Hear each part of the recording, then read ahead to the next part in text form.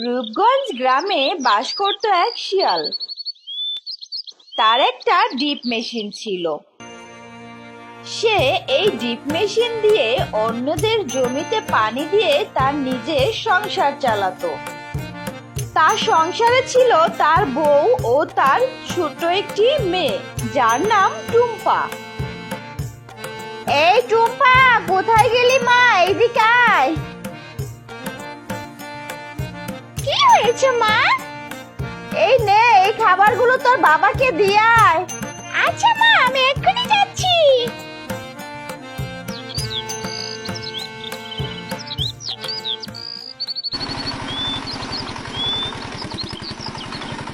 বাবা বাবা, এইদিকে আসো, আমি তোমার খাবার নিয়ে এসেছি। আসছি মা, তুই ওইখানেই দাঁড়া। টুম্পা, নে আমার সাথে তুই কয়টা ভাত খেয়ে নে। বাবা, তুমি বাসায় কখন যাবে? আমি আজ রাত এখানেই থাকবো মা। ডিপ মেশিন পাহারা দিতে হবে, তুই বাসায় চলে যা। আচ্ছা বাবা, আমি চলে গেলাম।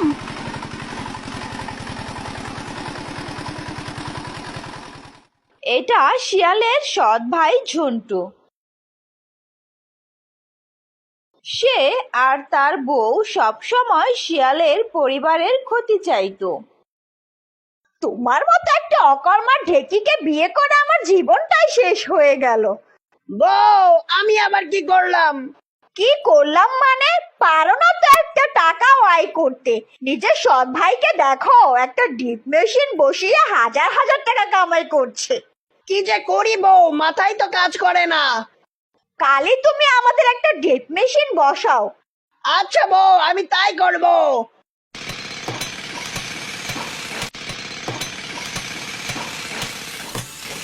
ভাই, আমি নতুন মেশিন বসাচ্ছি। কাল থেকে আমার মেশিন দিয়ে তোমার জমিতে পানি দিবা, ঠিক আছে? আমি তোমার মেশিন দিয়ে পানি দিব, কিন্তু ভাই নগদ টাকা দিতে পারবো না। আমার ধান পাকবে, তারপর ধান বেচবো, এরপর আমি তোমার পানির টাকা দিব। ইস, দাদার কালের আবদার, আমি কাউকে বাকিতে পানি দিতে পারবো না। তাহলে আমি ওই শিয়ালের মেশিন দিয়ে আমার জমিতে পানি দিব। ঝন্টু শিয়ালের ডিপ মেশিনের পাশেই আরেকটা ডিপ মেশিন বসায়। আসেন ভাই আসেন, আমার ডিপ মেশিন দিয়ে সবাই পানি দেন, আসেন সবাই আসেন। কেউই ঝন্টু ডিপ মেশিন দিয়ে জমিতে পানি দিতে চায় না। বউ, মেশিন তো বসালাম, কিন্তু কেউ তো আমার মেশিন দিয়ে জমিতে পানি দিতে চায় না। সবাই ওই শিয়ালের মেশিন দিয়েই জমিতে পানি দেয়। বুঝেছি, শেষমেশ আমাকে আমার শয়তানি বুদ্ধিটাই চালাতে হবে। কি শয়তানি বুদ্ধি বউ? তুমি তোমার সৎ ভাইকে মেরে ফেলো। কি বলছো বউ? না বউ না, আমি পারবো না। এই কাজ করতে গেলে পরে পুলিশে ধরতে পারলে আমাকে ফাঁসি দিয়ে দিবে। আরে না স্বামী, তোমার কিচ্ছু হবে না। আমার বুদ্ধি মতো কাজ করো, তাহলে সবাই মনে করবে ওকে ভূতে মেরেছে। তারপর সবাই আমাদের মেশিন দিয়ে তাদের জমিতে পানি দিবে, আর আমরা অনেক টাকার মালিক হয়ে যাব। বাহ বউ বাহ, খুব ভালো বুদ্ধি দিলা তো। বাবা বাবা, আজ রাতটা তুমি আমাদের সাথে বাসায় ঘুমাও। না মা, আজকেও ডিপ মেশিন পাহারা দিতে হবে। তুই ঘুমিয়ে যা, আমি কাল সকাল সকাল বাসায় ফিরে আসবো। তুমি সাবধানে থেকো। আচ্ছা বউ, আমি যাই।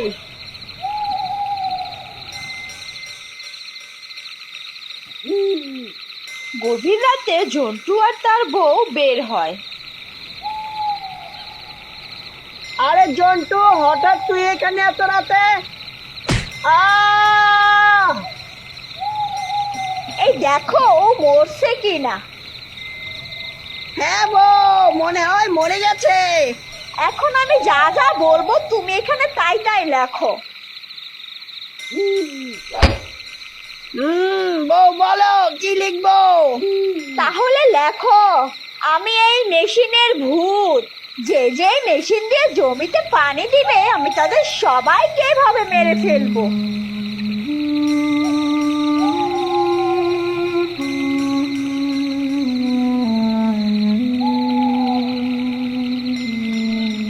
ও, লেখা হয়ে গেছে। এখন চলো আমরা বাসায় চলে যাই। মা মা, সকাল তো হয়ে গেল কিন্তু বাবা তো এখনো বাসায় ফিরলো না। কি জানি টুম্পা, তোর বাবা তো বললো খুব ভোরে বাসায় ফিরবে, এখনো যে কেন বাসায় ফিরলো না আমি বুঝতেও পারছি না। লা লা লা লা লা, যাই সকাল সকাল আমার জমিতে পানির লাইনটা দিয়ে আসি। আরে শিয়াল ভাই এভাবে মাটিতে পড়ে আছে কেন? এখানে আবার কি লেখা?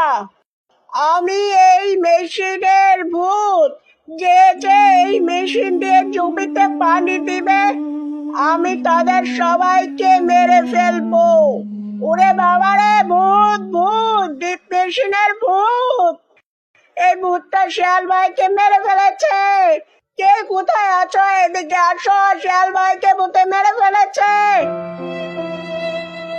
একজন শিয়ালের বউকে শিয়াল মারা যাওয়ার খবর জানায়।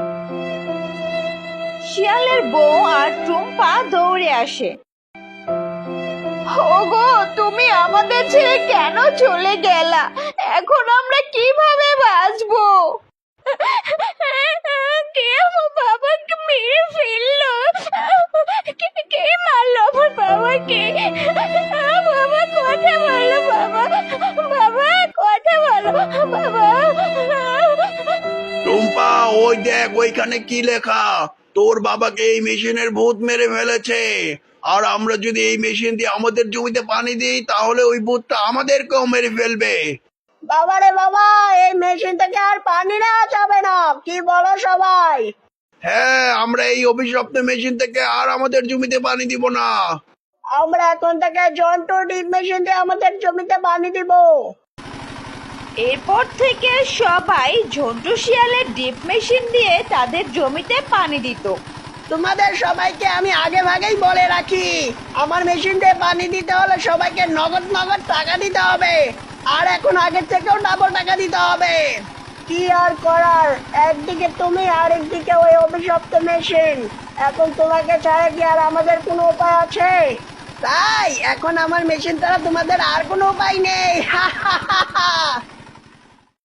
বউ, এই দেখো, টাকাই টাকা, টাকাই টাকা। ও স্বামী, এখন আমরা এই গ্রামের সব থেকে বড় লোক হয়ে যাব। এইদিকে শিয়ালের মৃত্যুর পর টুম্পা আর তার মা অনেক অভাবে পড়ে যায়। মা মা, আমার অনেক ক্ষুধা লেগেছে, ঘরে কি খাবার মতো কিছুই নেই? না মা, ঘরে তো কিছুই নেই যে তোকে খেতে দিব। মা, এক কাজ করি, বাবা ডিপ মেশিনটা আমিই চালাই, তাহলে আমরা চলার মতো কিছু টাকাই করতে পারবো। না টুম্পা না, ভুলে ওই ডিপ মেশিন ধরিস না, ওইটাতে ভূত আছে, ওই ভূতই তোর বাবাকে মেরে ফেলেছে।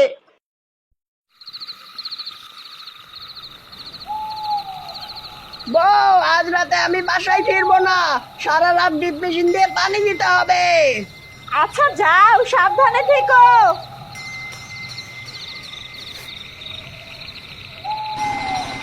ভাই, আগে আমার জমিতে পানি দিও। তারপর ঝন্টু আমার জমিতে পানি দিও। দিব দিব, সবার জমিতেই পানি দিব, আগে আমার টাকাটা দাও। এই নাও ভাই।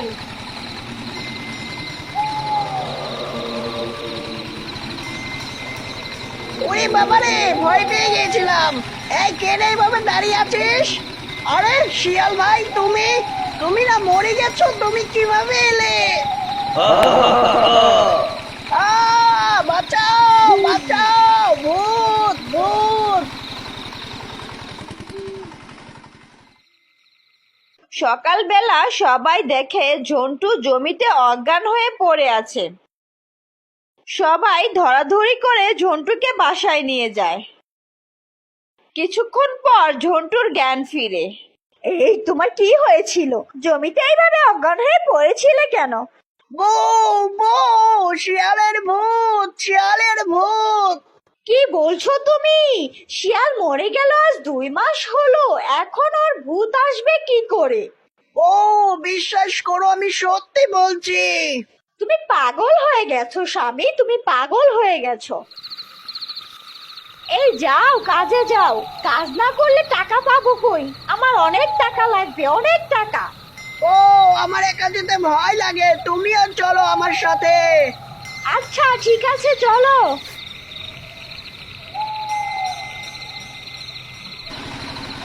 ও, চলো ওইখানে বসে দুজনে গল্প করি।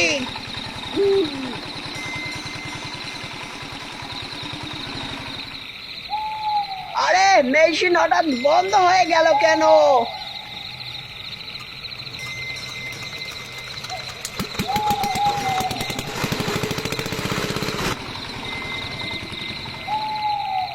ওই দেখো, আবারও তোমার মেশিন বন্ধ হয়ে গেছে। এই মেশিনটার আবার কি হলো?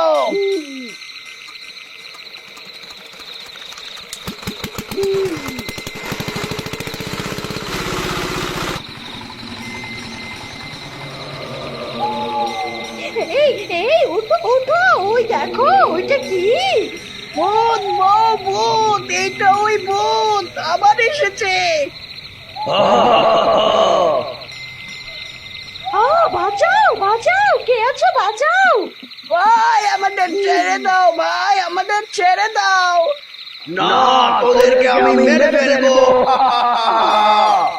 আমাদের মাফ করে দাও ভাই, আমাদের মাফ করে দাও। আমরা টাকার লোভে পড়ে গিয়েছিলাম, তাই বুঝতে পারিনি। প্লিজ আমাদের মাফ করে দাও।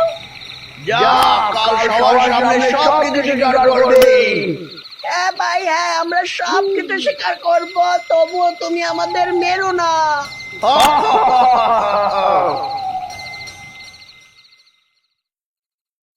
পরের দিন ঝন্টু আর তার বউ গ্রামের সবার সামনে সব সত্য কথা স্বীকার করে নেয়। সবাই তাদের দুইজনকেই এই গ্রাম থেকে বের করে দেয়। এরপর টুম্পা তার বাবার ডিপ মেশিন দিয়ে সবার জমিতে পানি দিতে থাকে। মা দেখো, আমিও বাবার মতো ডিপ মেশিন চালাতে পারি। আমার লক্ষ্মী মা, আয় আমার বুকে আয় মা। কিছুদিনের মধ্যে তাদের অবস্থা আবার ভালো হয়ে যায়।